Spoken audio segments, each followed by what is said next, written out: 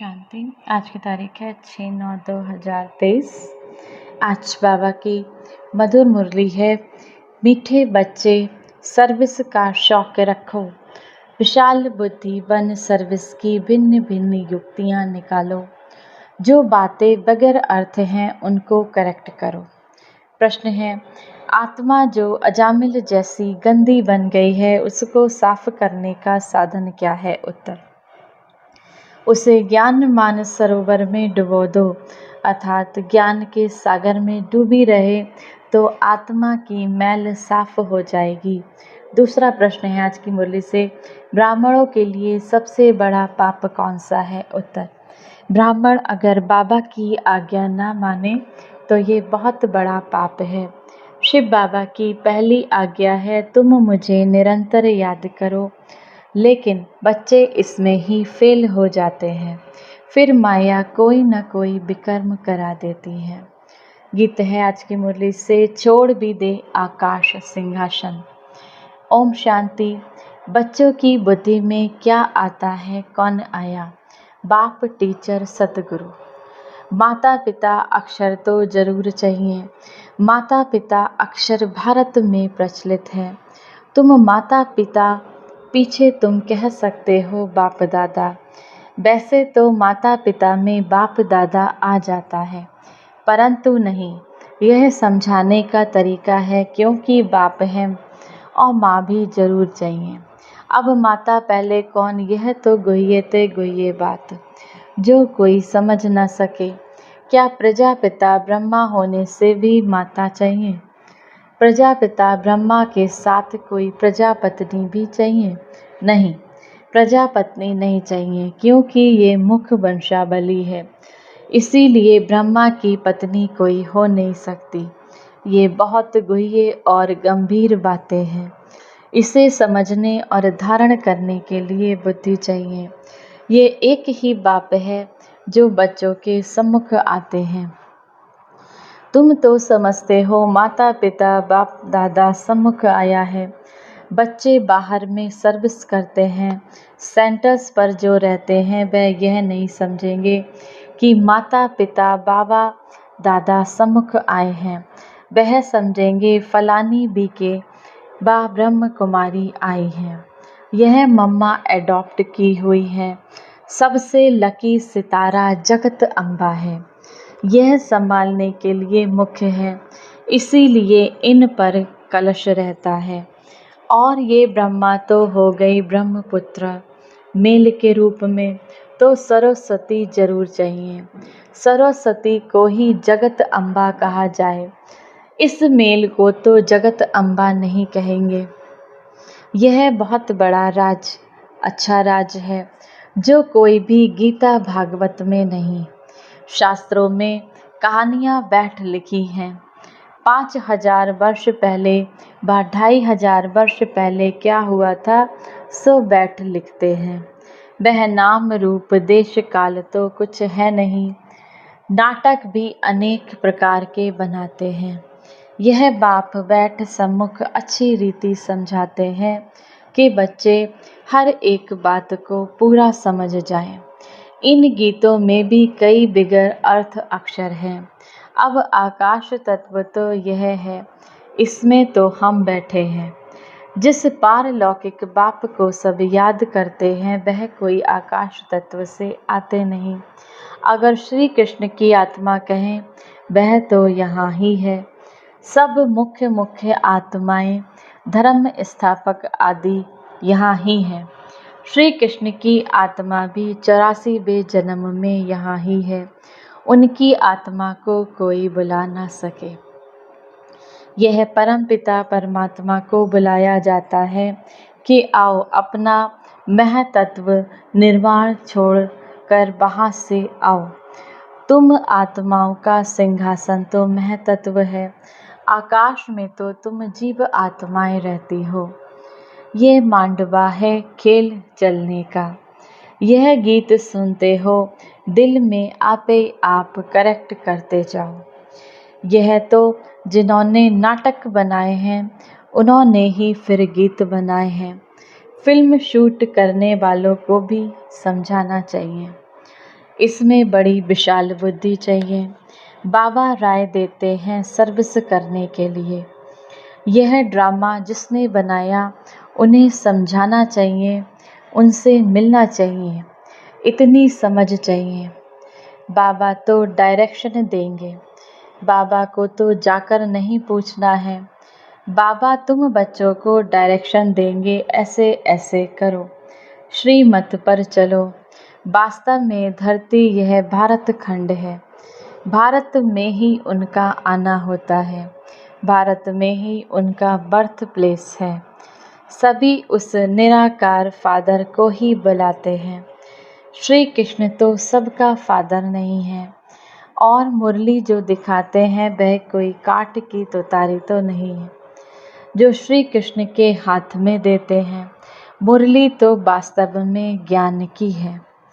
Goddess of knowledge Saraswati को कहते हैं, राधे को नहीं, श्री कृष्ण को भी नहीं कहेंगे। यह तो जोड़ी है बाप और बच्चे की। सरस्वती को कहा जाता है गॉडेस ऑफ नॉलेज, तो जरूर प्रजापिता ब्रह्मपुत्रा भी गॉड ऑफ नॉलेज होना चाहिए। लेकिन ब्रह्मा के लिए तो गाया नहीं जाता। गॉड इज नॉलेजफुल कहा जाता है, ब्रह्मा नॉलेजफुल नहीं। God is knowledgeful. परमपिता परमात्मा ज्ञान सागर है, तो जरूर अपने बच्चों को ज्ञान देंगे। पहले पहले ब्रह्मा में प्रवेश कर इन द्वारा दूसरों को ज्ञान देते हैं। इसमें सब लकी सितारे आ जाते हैं। ज्ञान सूर्य, फिर ज्ञान चंद्रमा, ये ब्रह्मा हुए। फिर चाहिए ज्ञान चंद्रमा के नज़दीक एक एक सितारा। जो चंद्रमा के सामने खड़ा रहता है वह बहुत तीखा होता है। उनको ज्ञान लकी सितारा कहेंगे। उनका नाम सरस्वती रखा हुआ है। सरस्वती बेटी हो गई ना। यह तो बाबा भी हुआ, बड़ी नदी भी हुई। बहुत बड़ी नदी है। सब नदियों का मेल सागर में होता है। सागर और नदियों का मेला होता है। सरस्वती भी सागर में मिलती है। उनका मेला नहीं लगता, मेला ब्रह्मपुत्रा नदी का लगता है। यह नदी वंडरफुल है, मेल है। नदी तो फीमेल को कहा जाता है। ये राज बहुत समझने लायक है, परंतु ये बातें कोई पहले कोई को नहीं बतानी चाहिए। पहले तो लौकिक माता पिता पारलौकिक माता पिता को का राज समझाना चाहिए। लौकिक माता पिता से अल्पकाल क्षण भंगुर सुख का बरसा मिलता आया है, यह तो पक्का याद रहना चाहिए। दूसरा कोई दो बाप का राज समझा न सके, वह तो जानते ही नहीं। गाते हैं तुम मात पिता, अब पिता सर्वव्यापी है तो माता कहाँ गई। यह समझने की बात है ना। माता पिता चाहिए। माता पिता कहा जाता है निराकार को, परंतु यह समझते नहीं कि इनको माता पिता क्यों कहा जाता है। वह तो गॉड फादर है। फिर कहते हैं एडम और ईव, एडम ही ईव है, यह नहीं समझते। प्रजापिता ब्रह्मा वही फिर माता हो जाती है। एडम और ईव अथवा आदम बीबी कहते हैं, परंतु अर्थ नहीं समझ सकते हैं। बच्चे समझ सकते हैं आदम बीबी वास्तव में यह है। बीबी सो आदम है, इनको बीबी आदम दोनों कह सकते हैं। वह तो है शिव बाबा। यह बड़ी पेचीली बातें हैं। भारत में गाते भी हैं तुम माता पिता, ऐसे ही सुनी सुनाई पर गाते रहते हैं, अर्थ कुछ नहीं समझते। सतयुग को बहुत दूर ले गए, लाखों वर्ष कह देते हैं, लॉन्ग भी कितना कह देते हैं। कहानी तो नज़दीक की ही सुनाई जाती है। तुम समझा सकते हो लॉन्ग एगो यानी 5000 साल पहले इस भारत में देवी देवताओं का अखंड अटल सुख शांति में राज्य था और कोई राज नहीं था। यह अक्षर कोई विद्वान आचार्य कह नहीं सकते। देवी देवताओं का राज्य था। मालूम होना चाहिए कैसे स्थापन हुआ, लक्ष्मी नारायण कैसे बने, कैसे उनकी राजाई स्थापन हुई। उनके पहले तो कलयुग था, बराबर कलयुग का अंत अब है। कलयुग के बाद फिर सतयुग होगा। सतयुग सामने आ गया है। जो लॉन्ग था वह सामने आ गया। 84 जन्म लेते लेते अब कलयुग का अंत आकर हुआ है। अभी तुमको कहेंगे 5000 साल पहले इन लक्ष्मी नारायण का सतयुग में राज्य था। अभी नहीं है, अभी टाइम आकर पूरा हुआ है। फिर से लक्ष्मी नारायण का राज्य स्थापन हो रहा है। यह तुम्हारी बुद्धि में है, जिसके लिए तुम पुरुषार्थ कर रहे हो। यह है समझाने की बात। यह तो सच्ची गीता आदि इसीलिए लिखी जाती है कि कोई पढ़कर रिफ्रेश होते रहें। यह जानते हैं जो लिखा जाता है वह फिर प्रायः लोप हो जाएगा। यह सच्ची गीता भी नहीं रहेगी। जो तुम लिखते हो वह सच्चा ज्ञान प्रायः लोप हो जाना है, और साथ साथ शास्त्र भी सब प्रायः लोप हो जाएंगे। सतयुग त्रेता में शास्त्र होते नहीं, फिर कल्प पहले जैसे द्वापर से बने थे वैसे बनने लग पड़ेंगे। यह है भक्ति मार्ग की सामग्री। रचना की सामग्री बहुत बड़ी है। तुम ज्ञान सेकंड में ले लेते हो। सारी रचना के आदि मध्य अंत को तुम जानते हो। अंग अक्षरी तिथि तारीख सहित पूरा हिसाब किताब है। 84 जन्म सब नहीं लेते हैं। कोई 70 लेते हैं, कोई 60 लेते हैं, कोई 2 भी लेते हैं। वह सारा मिनिमम और मैक्सिमम का हिसाब है। पीछे आने वालों के जरूर नंबरवार थोड़े थोड़े जन्म होंगे। उसका फिर विस्तार करना फालतू हो जाता है। तुम बच्चे नट शेल में समझ सकते हो। 84 लाख जन्म तो है नहीं। 84 जन्म भी हर एक ले नहीं सकते। ऐसे ही सिर्फ कह देते हैं 84 का चक्र है। 84 लाख जन्मों का चक्र नहीं गाया जाता। गीत पाप का कपट की छाया पड़ गई। अब रावण राज्य है ना। आत्मा पर मैल की छाया पड़ते पड़ते अब बिल्कुल ही अजामिल हो गए। इतनी मैल चढ़ी हुई है कि साफ होती ही नहीं। उस मैल को निकालने के लिए फिर गाया है ज्ञान मान सरोवर उसमें डूबा रहे। जैसे जंक लगती है तो उसको उतारने के लिए घास लेट में डाला जाता है। यह भी जंक लगी है, इसीलिए ज्ञान सागर में डूबे रहो। कोई पानी की नदी व सागर की बात नहीं। ज्ञान सागर परमात्मा शिव बाबा जो ज्ञान देते हैं उस नॉलेज में तत्पर रहना है। ग्रस्त व्यवहार को भी संभालना है। उसमें कोई मत चाहिए तो लेते रहो। हर एक का कर्म बंधन अपना अपना है। सर्जन सबके लिए एक ही दवा नहीं देते। हर एक का कर्म बंधन, हर एक की बीमारी अपनी अपनी है। यह 5 बीमारी 5 विकारों की बीमारी महाभारी है। इस बीमारी को कोई जानते ही नहीं। यह कब शुरू होती है? आत्मा को बीमारी लगने से शरीर को भी बीमारी लग जाती है। आत्मा में दुख बढ़ता है तो शरीर में भी बढ़ जाता है। यह बातें शास्त्रों में नहीं, वह तो भक्ति मार्ग का भक्ति कांड है। भक्ति का भी बाबा ने बताया है। पहले होती है अव्यभिचारी भक्ति, फिर रजोगुणी व्यभिचारी भक्ति, फिर व्यभिचारी तमोगुणी भक्ति। जैसे जैसे भक्तों की अवस्था वैसे वैसे भक्ति होती जाती है। ज्ञान भी ऐसे उतरता है, पहले 16 कला, फिर 14 कला, फिर 12 कला। प्रारब्ध जो बनती है वह फिर उतरती जाती है। तुम बच्चे जानते हो यह कमाई है। कमाई में विघ्न पड़ते हैं। दशाएं बदलती हैं। पूछते हैं हमारे ऊपर कौन सी दशा बैठी हुई है।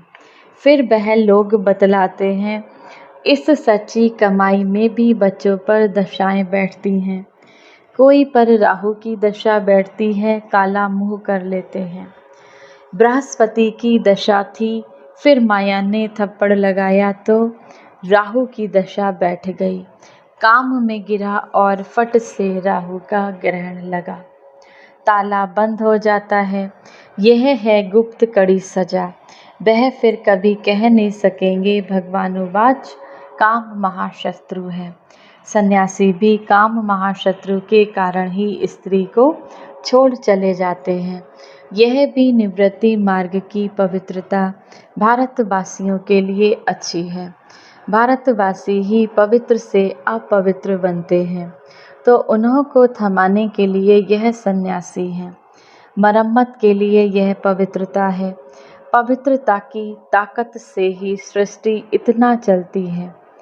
अभी तो वे भी पतित बन पड़े हैं, तुम्हें उनकी भी सर्विस करनी है। सर्विस का तुम बच्चों को बहुत बहुत शौक रहना चाहिए। बेकायदे कोई भी चलन नहीं चलनी। भल पुरुषार्थी हो, संपूर्ण तो कोई नहीं बना है। कुछ ना कुछ पाप होते रहते हैं। बाप की आज्ञा ना माना, यह भी बड़ा पाप है। बाबा का फरमान है निरंतर मुझे याद करो। जानता हूँ कि कर नहीं सकेंगे, परंतु तुम पूरा पुरुषार्थ ही नहीं करते हो। जो करेंगे वह अच्छा पद पाएंगे।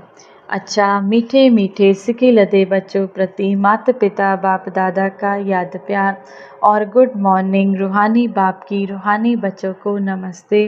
रूहानी बच्चों के रूहानी माता पिता बाप दादा को याद प्यार, गुड मॉर्निंग और नमस्ते। धारणा के लिए मुख्य सार। पहला नंबर, 5 विकारों की बीमारी से मुक्त होने के लिए सर्जन की राय लेते रहना है। आत्मा पर कोई बीमारी ना लगे, इसकी संभाल करनी है। दूसरी, सच्ची कमाई करनी और करानी है। कोई भी बेकायदे चलन नहीं चलनी।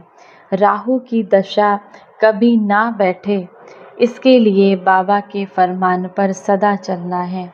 वरदान है सयाद और सेवा द्वारा सब चक्रों को समाप्त कर क्षमा पर फिदा होने वाले सच्चे परवाने भव।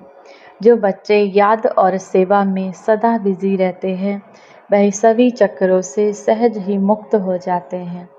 कोई भी चक्र रहा हुआ होगा तो चक्कर ही लगाते रहेंगे। कभी संबंधों का चक्कर, कभी अपने स्वभाव संस्कार का चक्कर।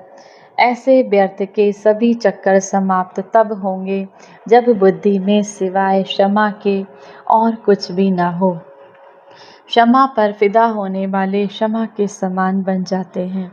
ऐसा फिदा होने वाले अर्थात समा जाने वाले ही सच्चे परवाने हैं। स्लोगन, जो सच्चे पारस बने हैं उनके संग में लोहे सदृश आत्माएं भी सोना बन जाती हैं।